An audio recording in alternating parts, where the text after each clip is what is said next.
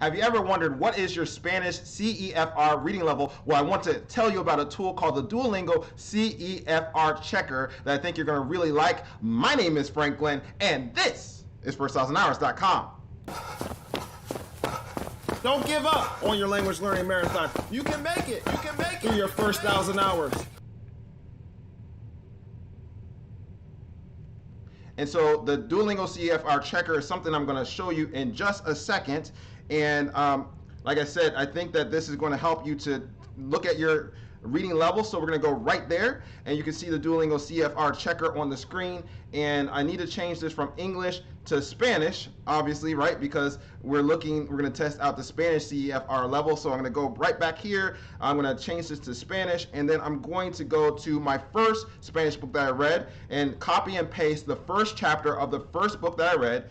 And then I'm going to go right back to the Duolingo CEFR Checker and then copy and paste that right in here, and we'll see what was the level of the first paragraph. And if you can see this, hopefully you can. I'm sorry, my live stream is not the best, but you should be able to see that it says it is a B2 level.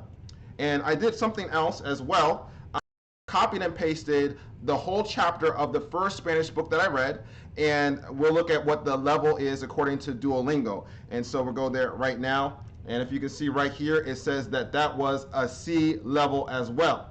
I also want to go right back to where I had pasted in the first paragraph of the first Spanish book that I read, and I want to show you something else about the Duolingo CEFR Checker.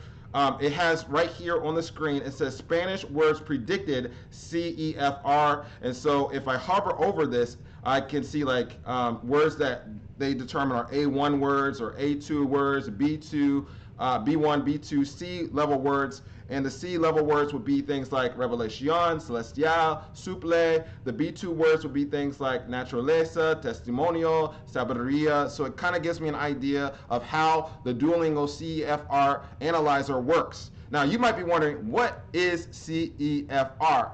And that stands for the Common European Framework Reference of Languages, and it's a very recognized standard for testing out your language proficiency.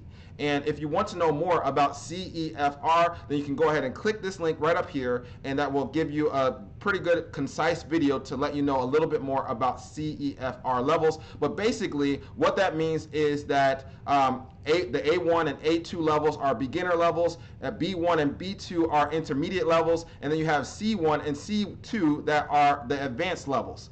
And you might be wondering, how did I go from going through Duolingo to reading basically a C-level book as my first book? And I have a video that you can click on the screen right here to let you know a little bit of how I read my first native level C-level book.